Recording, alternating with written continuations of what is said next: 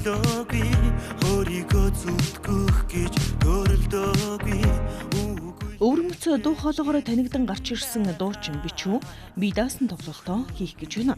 Будаггүй уруулын амт чамааг л гэсээр би чамд зэрэг олон хит уран бүтээлтэй шавилхан залуугийн энэ удаагийн тоглолт зөвхөн хит олон дуунуудаас нь бүрдэж байгаа юм шүү. Бичүү рок поп ертөнцид хамгийн олон найзтай, хамгийн нөхөрсөг нэгэн гэж үнэлэгддэг юм. Тэр утгаараа бичүү өөрийн тоглолтоо бичүү ба найзууд хайрын аялал хэмээн нэрлэжээ.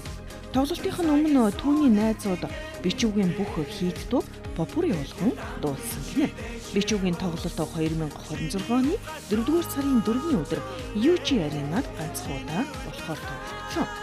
Ант найзуудтай түшигтэй ант найзуудынхаа төлөө төрсөн мэт ажилдаг бичүүгийн тоглолт энэ хаврын анхны хит дуунуудыг гიშгэлсэн хөгжмийн поп урсгалын супер тоглолт болох сурагтай.